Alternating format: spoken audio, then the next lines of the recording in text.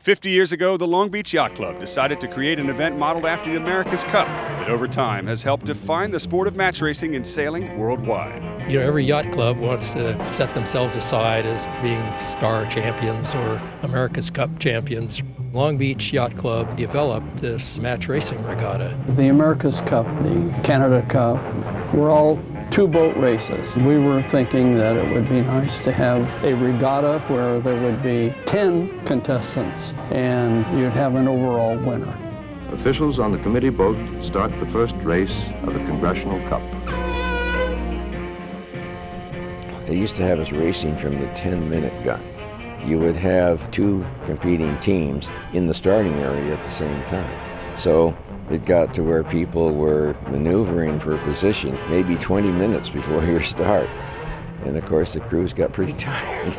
We took the position that anything you could do to make the boat go faster was okay. And as a result, Jerry Driscoll from San Diego won the first two Congressional Cups without losing a race. Today, the Congressional Cup has become known as the grandfather of all match racing events, and just competing in it is one of the highest honors in the sport. Hi, I'm Tucker Thompson with T2P TV, and for this year's 50th anniversary, the event will be stretched into two stages. Over the next 2 days, Stage 1 will determine which of the next 6 skippers will move on to the Congressional Cup itself.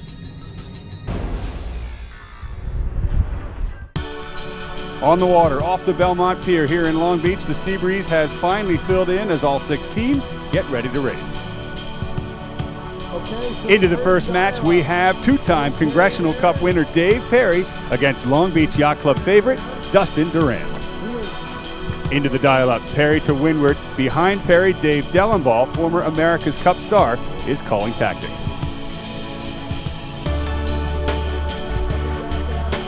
"38 seconds to go to the start. Durant in a bit of trouble, stuck over the line. Can he get across Perry's bow?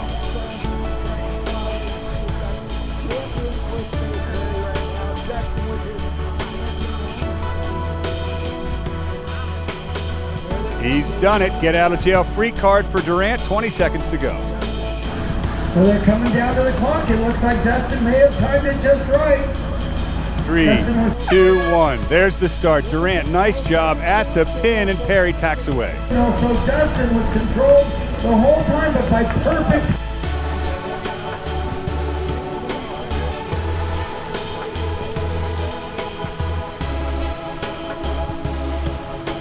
Halfway up the first leg, the first cross. Dave Perry's back in this match. Durant has to tack to lure. With Perry in control of his match, we're back on the line, this time with Long Beach Yacht Club Scott Dixon, and he'll face Australia's Keith Swinton. Bauman ready to help turn the bow in any direction as both boats are stopped dead into the wind.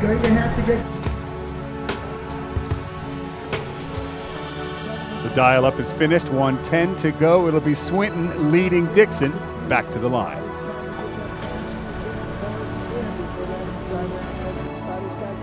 Approaching the start, Dixon will tack slow below the committee boat, and at the gun, it'll be Swinton winning the start.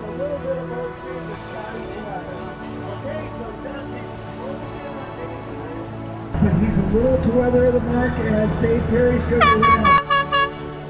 Back in match number 1, we're here at the leeward mark with Dave Perry, his lead, just 3 boat lengths over Dustin Durant.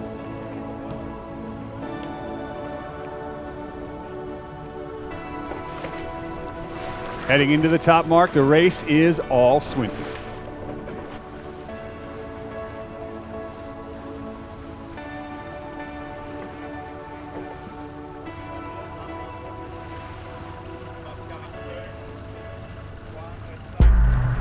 Dave Perry had his match all but wrapped up, but Dustin Durant has found an edge. He's caught back up to within 1 length as they head downwind to the finish.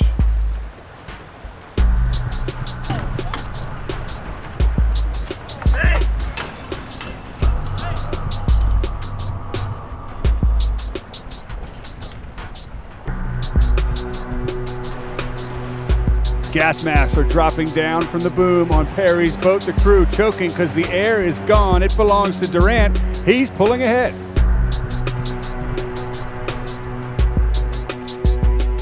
Halfway down the run, Durant jives. Perry responds, trying to get on his breeze.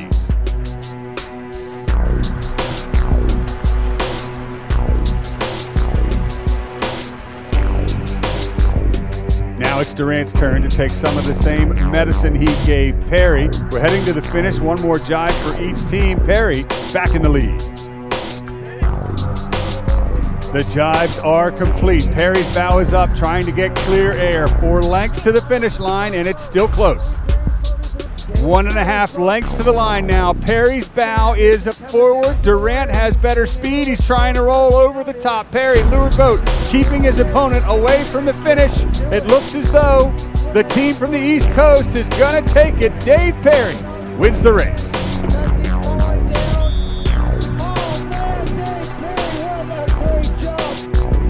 Back in match 3, Dixon continues to give chase to Swinton. And Keith Swinton and crew from Australia, ranked 6th in the world, will take the race. Fresh off a win, Dave Perry in his next match will face Chris Poole. Both of these teams from New York, they faced each other before. Perry's in control of the match so far with 2 minutes to go. Both bows split sides, coming up on 1 minute to go. Poole is in trouble to get back to the line. The good news, Poole makes it back below the line, but the bad news, he is slow. As Perry crosses the line, Poole will jive around behind. And Perry plants one right on top of Poole just to make it hurt some more. In our next match, the highest ranked skipper in this first stage, Phil Robertson from New Zealand, he's ranked 4th, faces Scott Dixon, who wants to put a win on the scoreboard. Penalty flag already flown. Dixon in trouble, and he cops a penalty windward boat.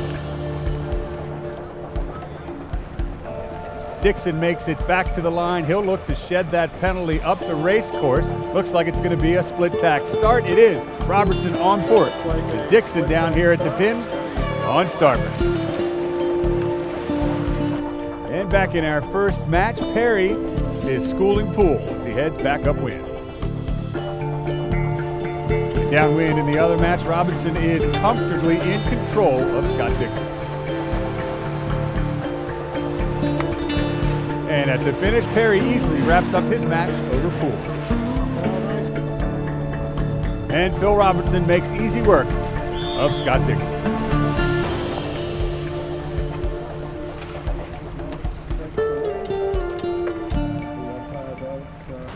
The breeze has picked up. Likely the action will as well. Fresh off a loss, both Keith Swinton and Chris Poole face each other back on the line. 1 minute to go off the corner of the Belmont Pier. It is Poole bow forward on Swinton as they head to the line.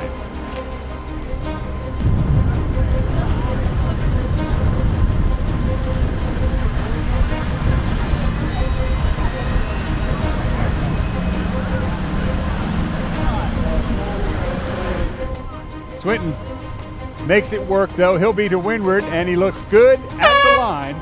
There's the gun. Our next match is a battle for bragging rights at Long Beach Yacht Club as local hero Scotty Dixon faces Dustin Durant, who's pinned outside of the line.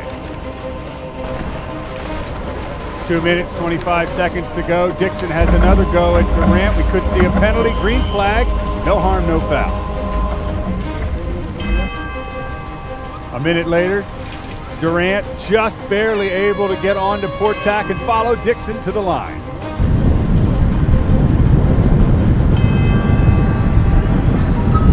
At the start, it's even. It's as though Dixon had Durant on the hook and let him right back off again. This is Scott Dixon's 15th Congressional Cup, Durant second, and he is proud to be representing his home club. Well, you got a lot of fans looking after us and a lot of the members, so it feels warm and fuzzy, but also I think it's It's a little bit nerve-wracking because you got so many people watching, looking for you to do well. We just have to sail like we normally do, and sail real clean in the lighter breeze. I think just making sure that we have a good boat speed. The goal for the week is the first one is just to make it to the stage 2. We know we could beat the top guys, so just try to take every race we can. I mean, every race is going to be hard. If we win a race, it's going to be a feat. And if every time we lose, then it'll be something to learn from. It's pretty cool. We were sailing with Scott Allen yesterday, and he's old school, and he still has it. He's a good sailor. He won it when he was 20 years old. So I mean, it's pretty cool to be able to look back at the heritage behind it and say, like, man, we did that.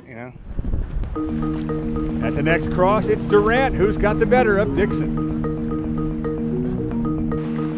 Back at match 1, mark number 2, the bottom, Keith Swinton, is leading Chris Poole. Poole knows he's up against some of the very best in the game. For him, he's quite happy just to have made it this far and sail in the Congressional Cup. This is my first ever U.S. Congressional Cup, and it's pretty awesome to be a part of the 50th anniversary of this event. It means all of my sailing is starting to pay off, and I'm competing among the names that I grew up reading about, and some of the ones that put their name on the trophy. Hopefully I can follow their footsteps. I think it's going to be tough. Stage 1 isn't exactly a group of slouches here. You got some of the top teams. 2 tour teams are here, and a couple of local guys, and I think we're going to have a work cut out for us. Our goal is to at least advance to stage 2. I think we'd be satisfied with getting on to stage 2, but ultimately we'd love to win this thing. Back with Dixon and Durant downwind, and the game has changed. Dixon was behind, but Durant is now in trouble. He's getting rolled. Durant has learned a lot practicing against Dixon here in Long Beach. Will it be enough to regain the lead? We're on ley line with a leeward mark.